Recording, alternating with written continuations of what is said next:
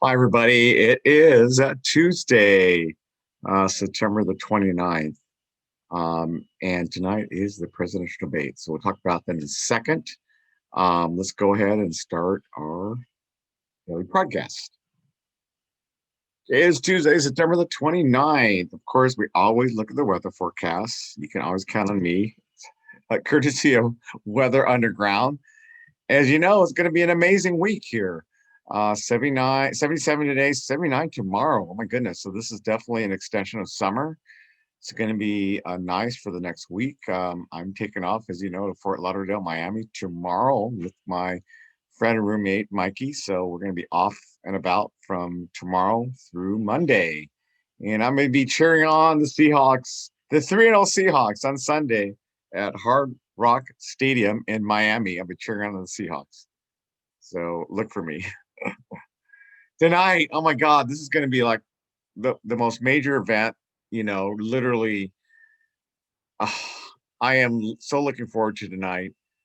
I hope that Vice President Biden's advisors have told him, you know what, take the gloves off tonight. Call Trump out on everything, including his 20,000 lies that he's made over the course of the almost 4 years of his presidency, his, you know, acknowledgement to Bob Woodward in the interviews that he did with him, as that in January he knew exactly how um, bad this coronavirus epidemic was, and he basically did not do anything, and he failed us, and we have 203,000 deaths in the U.S. because of can't blame them all on Trump, but definitely we could have had a lot fewer deaths if he would took action. He didn't. So I want Biden to call him out and everything. Call him out, because everyone I think in the U.S. would just like cheer on Biden if he just called him out. So let's go ahead and go do a little preview of tonight's debates, and we're going to take it to ABC News. At high stakes presidential debate. It's the first one, of course, President Trump, Joe Biden face to face, just 24 hours away. It will take place on that stage right there, Cleveland, Ohio. No handshake because of COVID, no opening statements. Biden has been doing debate prep and what he says he expects on that stage from President Trump, and what the president says about preparing for the debate as well. Here's Terry Moran tonight. It will be a presidential debate unlike any in modern history. President Trump and Joe Biden on the same stage for the first time. No handshake, no opening statements. And Biden is prepared for the gloves to come off right out of the gate. He's going to want to make it personal. He's going to want to get in the mosh pit. I'm going to talk about why I want to be president of the United States. He has taken time off the trail to prepare. But the president campaigning hard, 9 events in the last week. How many hours would you say you've spent on debate prep? A little time. I mean, not a lot. More or less than 16. I'm running a country. I don't have the luxury. The first question will go to President Trump, who's using his 3rd Supreme Court pick to fire up his base. Formally nominating Judge Amy Coney Barrett to fill Justice Ruth Bader Ginsburg's seat this weekend. She is a woman of unparalleled achievement, towering intellect, sterling credentials, and unyielding loyalty to the Constitution. And Biden is making the case that health care and guaranteed coverage for pre-existing conditions for millions of Americans is at stake, with the court set to take up the fate of the Affordable Care Act just 1 week after the election. The clear focus is this is about your health care. This is about whether or not the ACA will exist.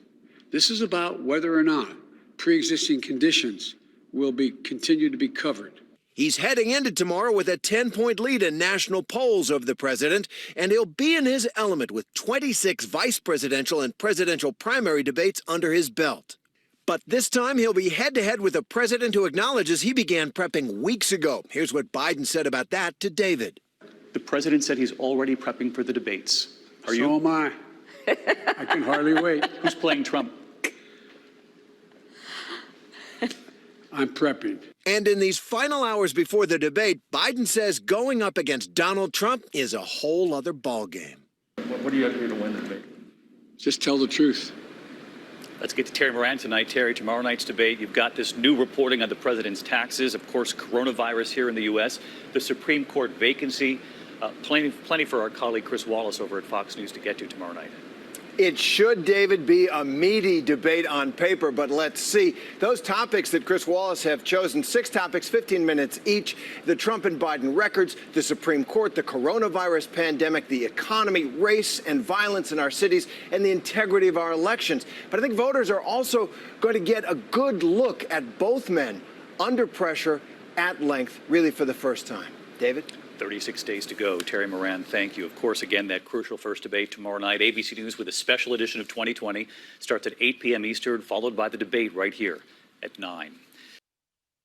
So that was a good little preview of tonight's debate. I am so excited. I do believe that Joe Biden needs to take off his gloves and just call Trump out on everything, all his lies, all his incompetency in terms of the coronavirus, the economy, and the whole racial injustice thing. He needs to call him out on all of it, and hope he does tonight. I really do. So here is a little preview of this is the damage report. I just found this guy like today. He's going to talk about what the ramifications are on the realization that Trump only paid $750 on his tax return because of all his losses. So let's take a look at the damage report. Now, how is all this tax information going to play out? I know some people will say nothing matters. I've said it many times, but maybe this will. So we don't yet have the hardest hitting like Midas touch ads or anything like that, but Joe Biden already has an ad pointing out what this new tax information means. Take a look.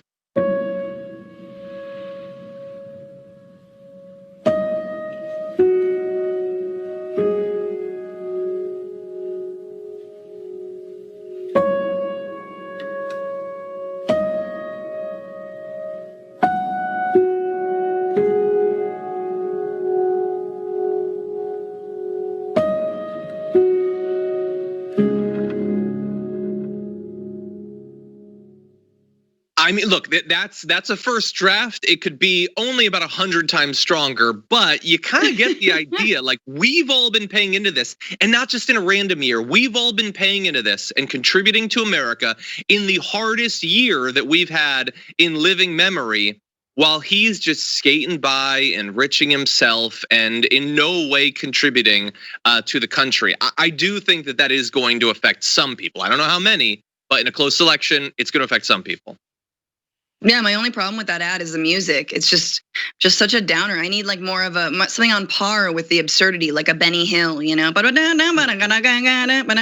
that's really what the tax structure is. It's just Benny Hill. It's just Trump chasing women around a room.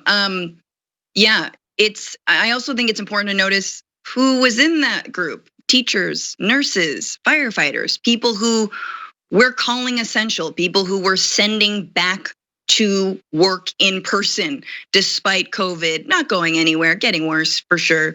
And then you wonder why people talk about guillotines. Look, y'all, all I'm saying, study revolutions of the past.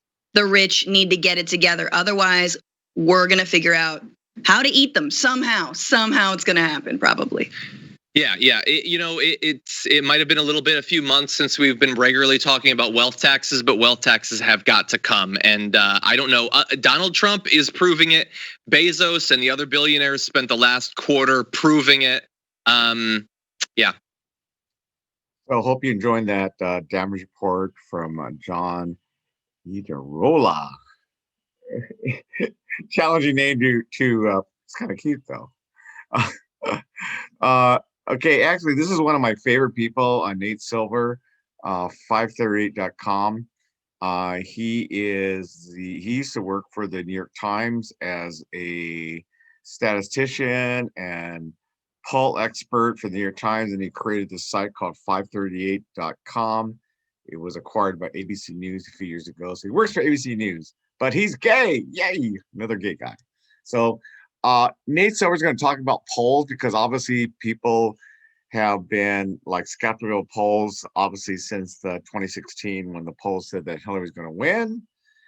And to be fair, Nate Silver had Hillary winning by like about 90% in like September, but by election day he had it down to like 70%. So he didn't predict the upset, but he definitely saw the trends going forward. So here's a interview of Nate Silver by our friend Katie Couric. I hope you enjoyed that commentary for Nate Silver. Gave you good insight in terms of the campaign and what we're out about. Why do you think so many people think the polls got it wrong in 2016, Nate? This is a complicated question. Make it simple. Yeah. So there are a few things. First of all, if you look at who won and who lost, and that's the way you judge polls, then a lot of state polls did have the wrong winner. So that's one answer, is that, yeah, the polls were wrong. A different answer is that actually polls were wrong, but by kind of a normal amount, and you expect polls to be off to some degree. And the fact that people couldn't see that ahead of time reflects either their preconceptions about the race or their misunderstanding about polls, and shouldn't have been that much of a surprise. And in fact, Trump had a pretty good shot if you look at the polls. And national polls were pretty good for the most part, and Clinton did win the popular vote. Not that that gets her very much, but she did win it, as polls predicted. If an NBA team leads by 3 points with 4 minutes to go in the game, you don't say, "Oh, this team is sure to win." Can't imagine anything that could happen that could possibly make them lose, right? So the polling actually showed a very competitive race in 2016. If you went to 538, that is a story that we tried to tell. It's a story our model tried to tell, where it gave Trump about a 30% chance, 3-0 on election day. We had Clinton favored, but our model had Trump as being about twice as likely to win as the conventional wisdom thought. Has polling changed at all, Nate, since 2016, since some of the states did kind of get it wrong? Yeah, so pollsters will say that the main thing they think that was going wrong in 2016 was that you had differential voting by education and that you had too many college-educated voters in your polls. So it used to be that 10 or 20 years ago, whether you went to a four-year college or not did not really predict very much about who you would vote for, about even numbers of people voting for Republicans and Democrats among college graduates. Now it does. College graduates are much more likely to support today's Democratic Party and less likely to support Trump. So the dirty little secret is that polls tend to get more people who are higher news consumers, who are more educated, right, are more likely to answer pollsters' phone calls. And now if you have too many educated voters in your sample, that's going to skew a little Democratic. And so especially in states that are more working class, like Wisconsin, Michigan, Pennsylvania, that proved to be a problem. And so most pollsters, although not all, are now weighting by education. So if they get too many college-educated voters, they will literally weight up the non-college voters to get a more representative sample. So it's only so scientific. You can't completely depend on polls to predict the outcome. I would much rather read a poll than read some educated journalist's opinion in New York or Washington about what they think the pulse of the electorate is, right? I would much rather read a poll than rely on kind of flimsy or less empirical indicators like enthusiasm or yard signs or whatever else. Like, look, in some ways, given, like I said before, that only 5 or 10% of people respond to polls, it's kind of amazing that polls are as accurate as they are. I mean, one thing we do at 538, part of building models, we use data going back to 1936 on how accurate polls were, right? So we account for Dewey versus Truman, and we account for Ronald Reagan only being ahead by a couple of points in the final polls against Jimmy Carter, and then waking up on election morning and winning by a landslide victory. So there are lots of cases before 2016 of polls being accurate, but only within certain bounds, right? And part of what our job is to do is to tell you, okay, here is what the true margin of error in polls are, because it's usually bigger than what the pollster tells you. At the same time, when you get to a point where Biden is leading by 7 points nationally and 5 points in the swing states, that's a bigger error than Trump needed in 2016 to win. If you had the race today and the polls were off by the same amount as they were in 2016, Trump would come close but probably still lose. Biden's margin is actually a bit more comfortable than Clinton's was at the end of 2016, at least. A lot of people believe that some voters aren't honest with pollsters. There's this group of silent voters who don't want to admit they're supporting Donald Trump. Is that a real phenomenon? There's not a ton of evidence for that. There are probably Republicans who are going to vote for Joe Biden, and everyone in their communities is voting for Trump, and they don't want to say they want to vote for Biden. And the evidence says that most people are honest about who they're going to vote for. Maybe you can have, again, maybe you have some people who want to conceal that. But there's no particular reason to think that it only runs in one direction, and that there aren't, for example, there aren't shy Biden voters too. How do you see the move to replace Justice Ginsburg playing out in the polls? Is it too early to tell the impact that may be having? It's a little early as we're talking right now when we're recording this to know for sure. But there are some initial indications from polling that it's an unpopular move for Republicans to name someone now as opposed to waiting until after the election. Some polls show it being marginally unpopular, some polls showing it being very unpopular, but we haven't seen any kind of post-RBG kind of top-line numbers that would make us confident about that. If Republicans got a conservative Supreme Court justice to replace Ruth Bader Ginsburg, that is a huge gain that will have, reverberate on American society for decades to come, right? You would be willing to give quite a bit up for a gain that large. And the odds are Republicans probably will give something up. They probably will make it a little bit harder for them to keep control of the Senate. There are a lot of senators up in these kind of purple states, even some red states, right? But this is probably not going to be a very popular move to try to do this in 45 days when people have already started voting, when the ACA and Roe v. Wade, Democrats incredibly claim those are under threat. So it may cost Republicans, and they'll probably do it anyway, because that's a big win. And elections have consequences, right? And they are still kind of taking advantage of their victories in 2016. And although they lost a ton of seats in the House in 2018, they actually picked up 2 Senate seats in 2018. So they're taking advantage of those. Let's talk about some of the key Senate races that might be really decisive in terms of the balance of the Senate. Arizona, what do you think? So Arizona, Martha McSally is in quite a bit of trouble.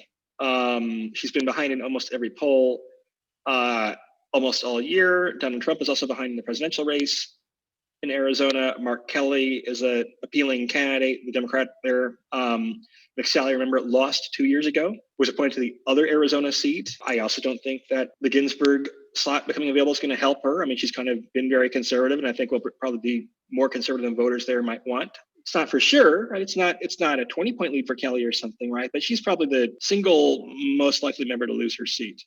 Mitch McConnell. Mitch McConnell is not very likely to lose his seat. Kentucky is a very red state. Kentuckians may feel personally ambivalent about Mitch McConnell and the swamp and whatever else, but it's a conservative state. Mitch McConnell facilitates conservative policies being passed, and he has been pretty solidly ahead in the polls all year there. Let's talk about South Carolina, Lindsey Graham. That's a bit more competitive. That's a case where polls actually show the Democrat Jamie Harrison in striking distance. Some polls even show that race tied.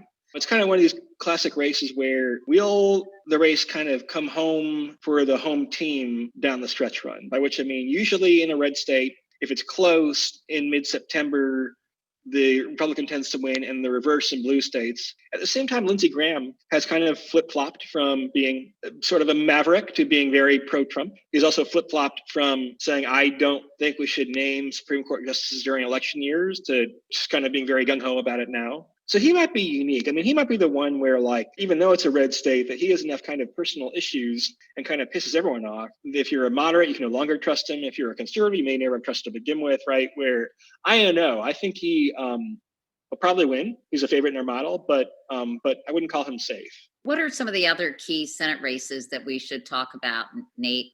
So Iowa and North Carolina are important races. Those are races where they're red-leaning states at this point, but you have Republican incumbents who both have a track record of supporting Trump a lot, and Trump is in very close races in the presidential races in Iowa and North Carolina, so they may go the same way.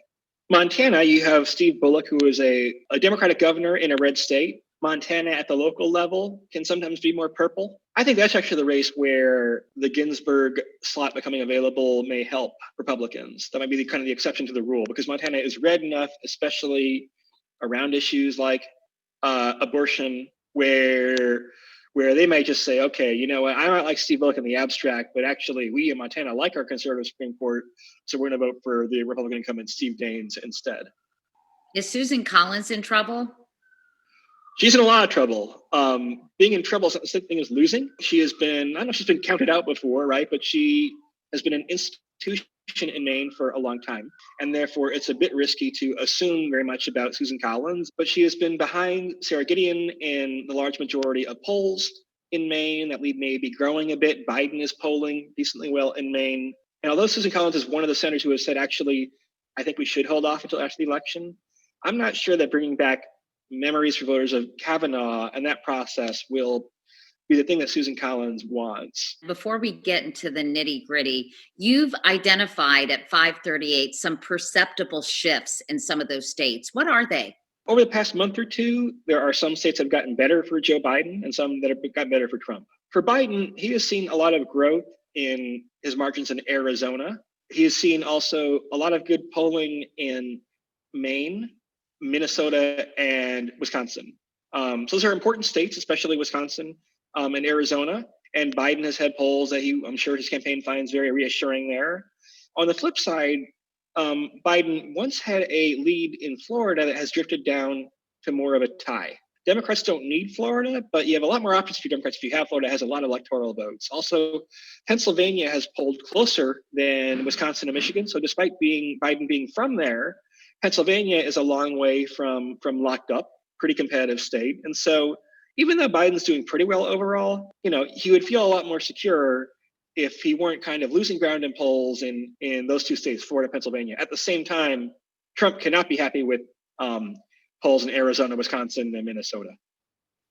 So the race is still pretty fluid at this point.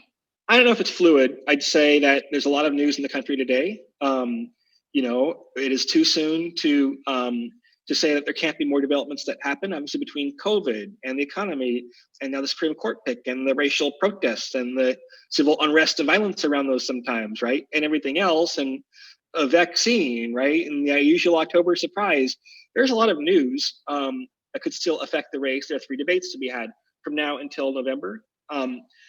So far, that news hasn't really affected the race all that much, right? Trump is behind by around 7 points in national polls. That will drift up to 8 or 9 for Biden, or down to 6, but it hasn't really moved very much. And so the problem for Trump is that, people seem to have made their choices a long time ago. There are not that many undecided voters. There are not that many swing voters. And, the math looks a little tough for Trump unless polls are wrong. And again, polls would probably have to be wrong by a bit more than they were in 2016 for Trump to win. And Donald Trump needs Florida absolutely to win. Joe Biden can win without Florida. Joe Biden can win without Florida. It would be kind of almost a winner-take-all state. If Biden were to win Florida, then almost everything else can go wrong for Biden, and he can win the Electoral College. So yeah, it's kind of it's a must-win state for Trump, or at least very close to it. What impact has this movement for racial justice had on voters, reflected in the polling that you've seen? This has generally not been, though, a good issue for Trump.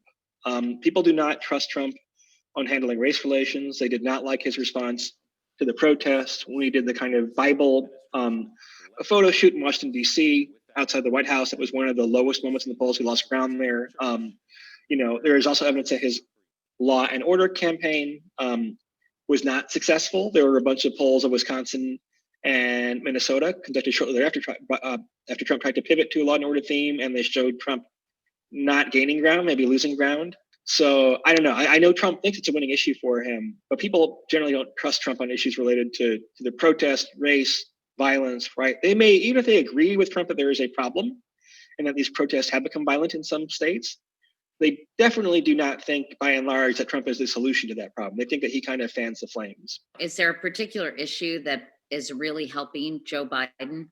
I think Biden did a good job with the choice of Kamala Harris, who has, you always worry is going to be fallout negative storylines, vetting issues, but Kamala Harris has had almost nothing negative written about her. And if the first principles do no harm with a VP pick, then that's been successful so far. I think in some ways it's helpful for Democrats when they have an election where their candidate is way ahead to kind of have not so much drama, not overthink things, right? I mean, obviously Biden has to do well in the debates. Obviously Biden could stand to do a bit more outreach to Hispanic voters. There are some polls, well, this is disputed, but some polls actually show Trump having gained ground with Hispanics. So that's an area where Biden needs to improve. But by and large, he's kind of gotten to run the campaign that he wanted to run, I think, right? Which is to let the campaign be all about Trump and all about the direction of the country, and to be a relatively neutral and safe, quote unquote, alternative for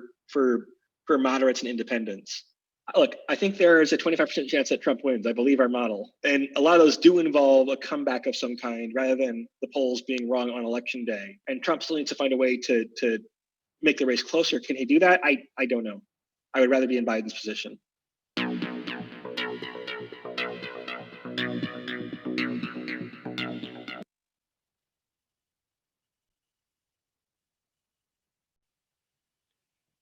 So hope you enjoyed. I know today was a little bit longer. Sorry about that. I just wanted to have a number of clips that I wanted you to see.